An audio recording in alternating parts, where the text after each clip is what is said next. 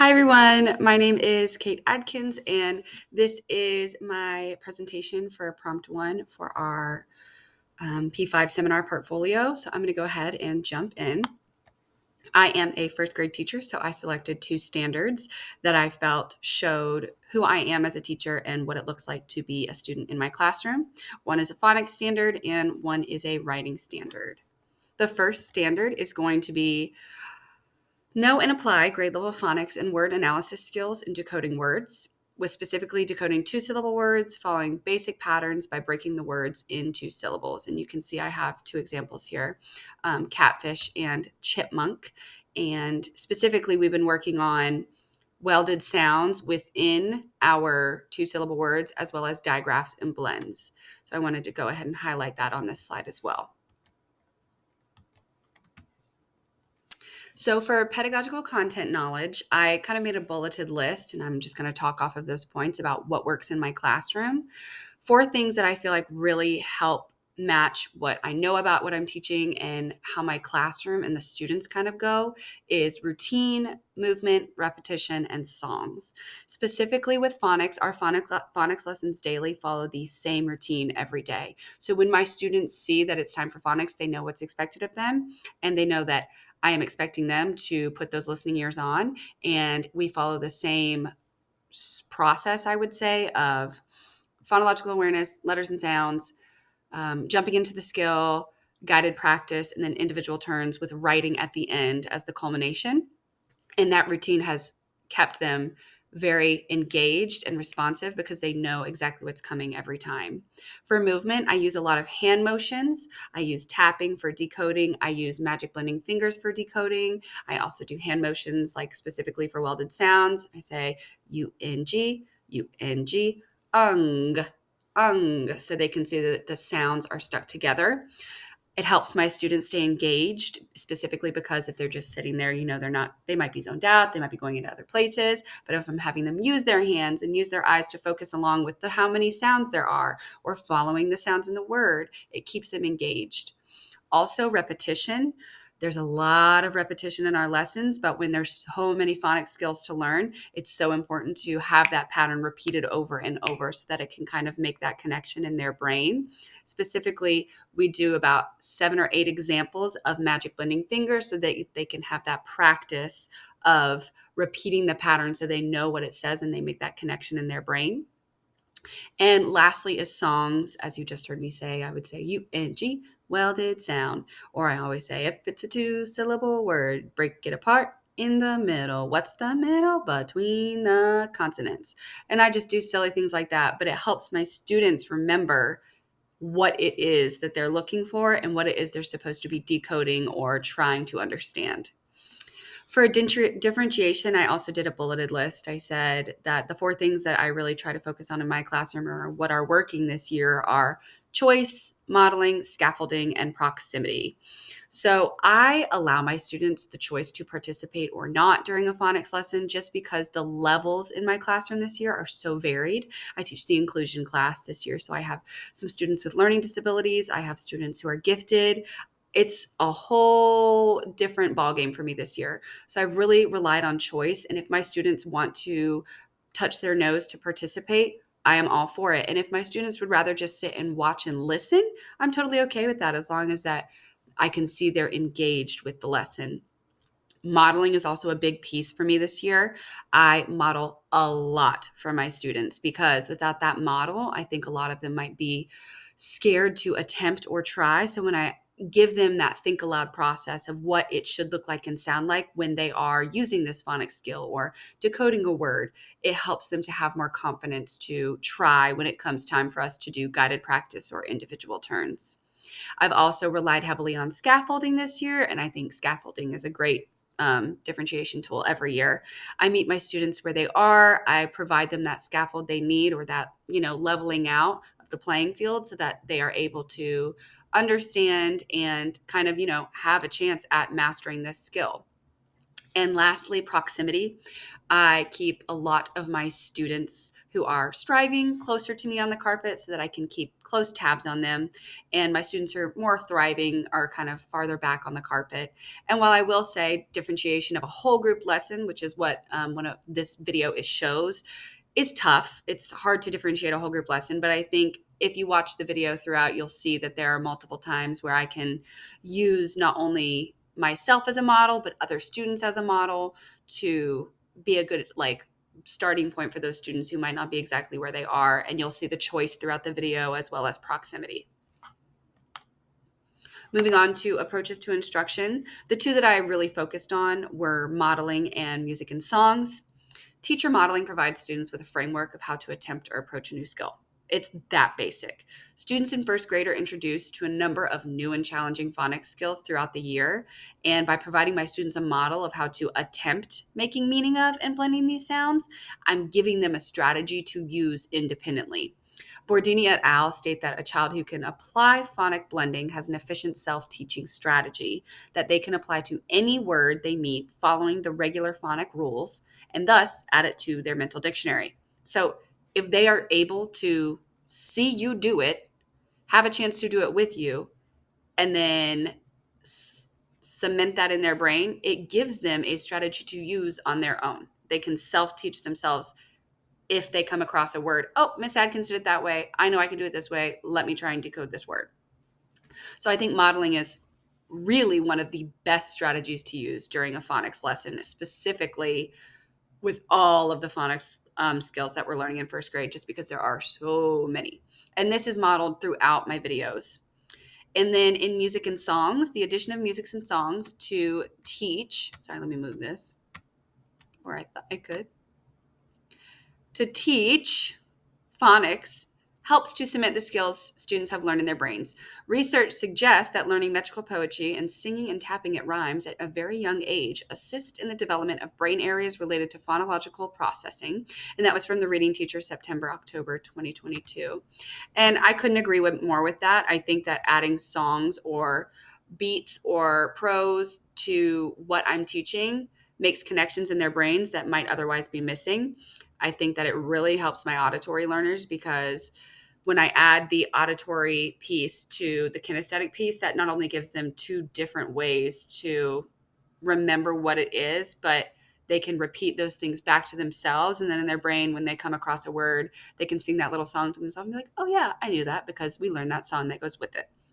So those were the two approaches to instruction that I thought met my students' needs for this specific standard.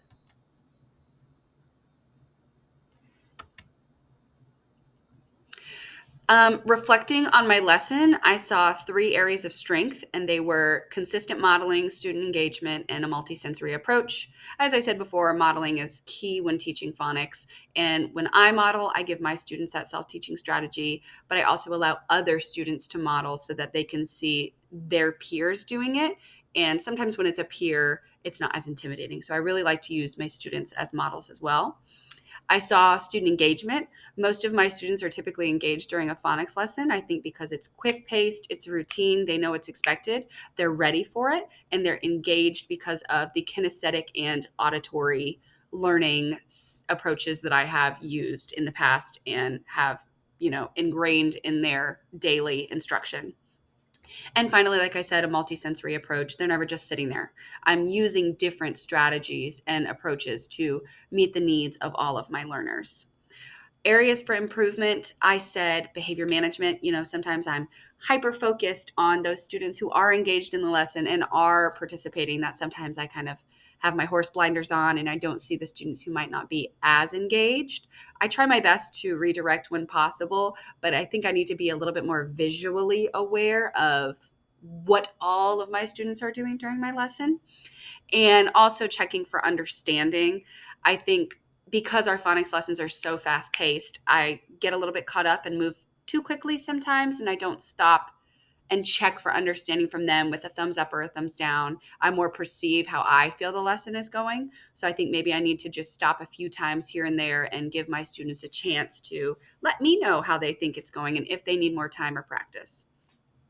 Addressing the needs of all my learners, I feel like throughout the evidence in the videos that I've provided, you can see that I do my best to differentiate a whole group phonics lesson for my students. Like I said, use proximity to keep my striving learners close to me. I model and I give teaching tools by allowing other students to model, magic blending fingers, tapping, and the different multisensory approaches. And then I really just think that during a whole group's phonics lesson, all of your students' needs are being addressed simply because it is a skill they need to know and learn. And if they are engaged with the lesson and they are following along, their need is being met. And when they come to me later for individual or small group phonics instruction, we will pick up on where we left off on what specific skill they're working on. But addressing all learners during a whole group phonics instruction is teaching them the skills they need to know and giving them a chance to learn that self-teaching strategy of modeling and applying it to when they're working in a small group or independent setting. This is just my evidence video. I'm going to go ahead and skip past this so we can keep moving. And then this is another evidence video. And here are two work samples from two different students who are at different levels in the classroom. Here is just regular VCCV with no blends. And then here we have some blends and beginning and ending that they had to decipher and still break the syllable in two. I'm going to move on to my second standard, which was writing. And it is write opinion pieces in which they introduce the topic or the name of the book they are writing about, state an opinion, supply a reason for the opinion, and provide some sense of closure. A simple example would be, in my opinion, pineapple is the best fruit. Pineapple is the best because it's sweet like candy. This is why I think pineapple is the best fruit, just to clear up any confusion if we didn't know what that would look like in first grade. So for pedagogical content knowledge, I did the same thing. I bulleted what works in my classroom. I said a mini lesson, conferencing, routine, and sharing and speaking. So when I give my writing mini lesson, I try to keep it as mini as possible. I follow the same structure every day. We meet on the carpet and we review what we did the day before just to refresh our brains. And then I, for maybe 3 to 5 minutes, speak about what it is we're doing today, model for my students what it is we're doing today, review what is expected of them, and then I send them off. This structure of my mini lesson has provided a strong foundation for I am guiding you and I am teaching you what to do, but it's not me writing the whole time. The whole point of my mini lesson is to teach you what you're doing when you're going to independent writing and allowing you to have that time to practice that skill. So by introducing a skill in opinion writing, one day we might do introduction, one day we might do reason, one day we might do closing. They work on that specific thing and they know, oh, Miss Adkins showed me how to do it. I'm going to go do it on my own and apply what she taught me. That mini lesson piece has been super important for me. Also conferencing, which is what you'll see in my evidence. Conferencing is huge in first grade. Of course, I want to conference with every single student all the time, but we know that's not going to happen. So I am working on conferencing with multiple students in groups at a time based on specific skills that are needed. So some might still be focusing on capital letters and punctuation. Others might be working on adding extensions to their reasons by explaining why they felt that way. So in my evidence, you'll see students one-on-one with me. Those are two students who had very specific needs. Otherwise, I think conferencing is really important in writing because I can help my students with their individual needs that might not be addressed during the mini lesson. As I've said in my phonics lessons, routine is huge for my class. We are structured, and I think the routine has really helped because following that same routine every day, they know what they're expected to do and what I expect of them. And I think it's really helped them grow as writers because they know what Miss Adkins expects of them and that routine, because at the end of every lesson, we have sharing and speaking, which is my last point. If students can speak about what they're writing, they can write it. So sometimes in my mini lesson, before we go to our tables, we'll turn and talk and we'll say what we're going to write. That way, when they go to their table, they're not lost. At the end of every lesson, we will share our writing with our friends and we will talk about it. Did that make sense? Did you have a period? Did you have a capital letter at the beginning of your sentence? These things help my students to take ownership of their writing and for them to understand, oh, this is my writing. Does it make sense? Would I be proud to share this? What do I need to change? How can I fix it? So that sharing speaking piece is pretty big in my classroom as well. For differentiation, what works in my classroom?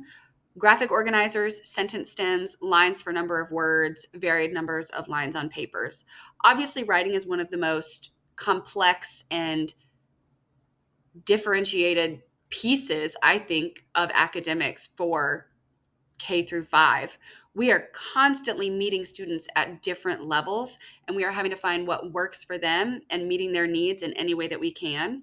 And I think specifically for writing, my class thrives with a graphic organizer. And that might not be the case for all, but for when teaching writing and how I believe it should be taught, using a graphic organizer is key to having student success. When you provide them that outline of the things that they need to include, it gives them a model so that they aren't lost and in a different, completely sideways space. They have exactly what they need and they know what to do. So with my class, my graphic organizer is simply 4 pages stapled together with a box at the top for a picture and 2 to 4 lines for writing.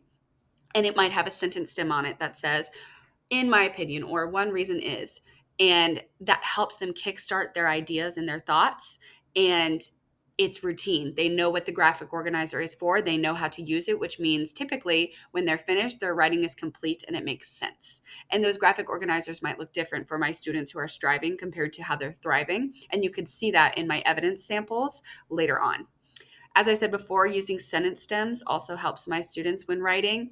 I will usually give them a sentence stem, like I said, of one reason is, or that is why, but I also do sentence stems that include the first letter of every word for my striving students. It keeps their brains focused on what they're supposed to be doing, and it helps them to keep the process moving along. Sometimes they get stuck, but if they see that first letter, they might remember, oh, I was going to write this word, and then it helps them keep going. So I like to use that as well.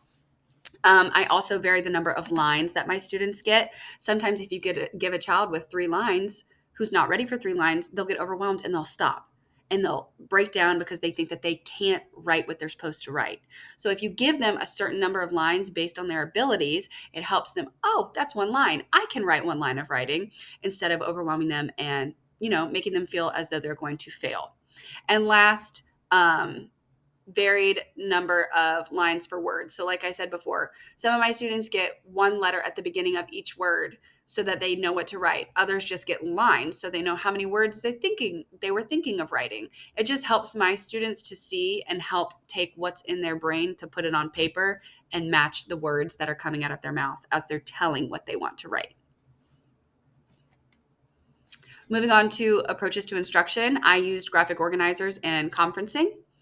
Graphic organizers are powerful tools that help students move from surface learning to deep learning, which we believe requires that students identify relationships and see connections between ideas. And that came from the Reading Teacher, Volume 71.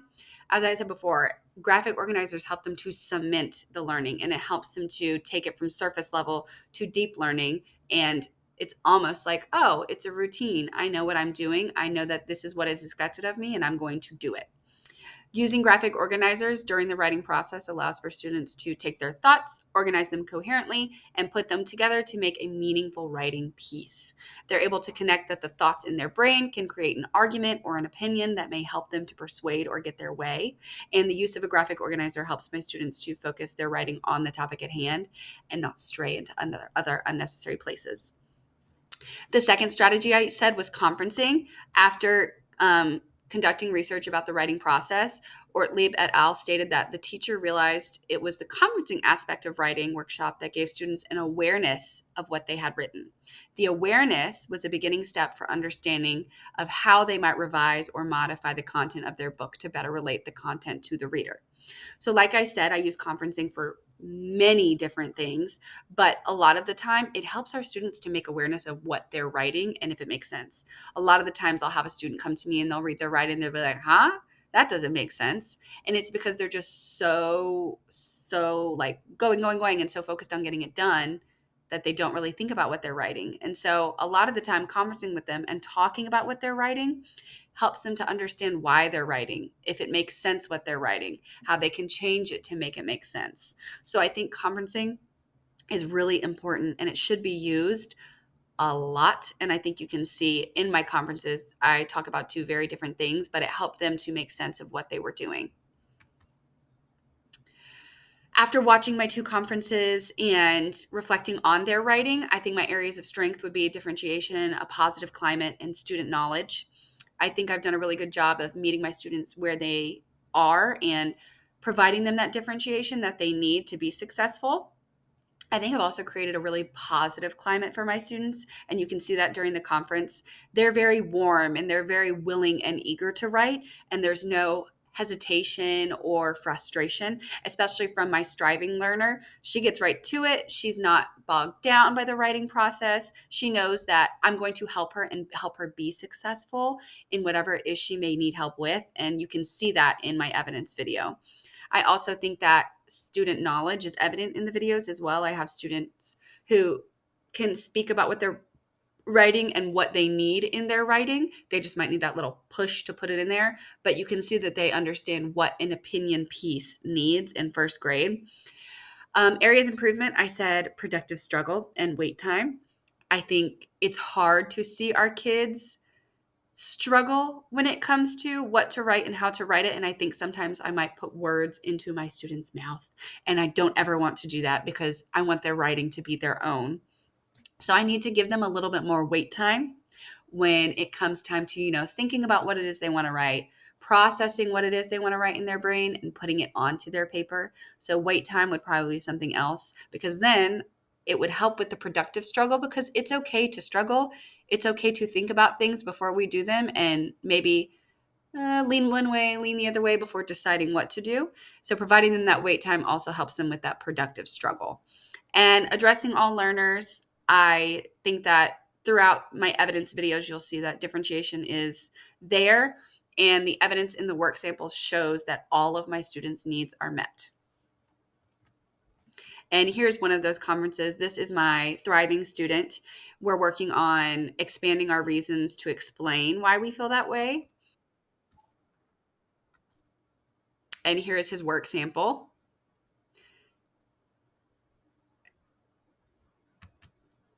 And then this is my striving learner. We're working on still encoding so that we can write the sounds we hear when we are writing. But you can see that she has fantastic ideas. It's just we have to focus more on the sounding out of words to write them than we can on our ideas right now. And here is her completed writing. You can see here I have, the line underneath with the first letter for each of her words. But she, kept those finger spaces. She has her punctuation at the end. She is on the right track. And this is just my works cited page to show who and what I used to help me complete my prompts. I think this was a very valuable learning experience. It helped me kind of, whoa, I have not felt myself teaching in 7 years since I completed my undergrad degree. So I think it was a nice reflection tool and also a kind of pat on the back because I think I am doing a great job as a teacher. And I think this was a great way for me to see, what I can work on and what I am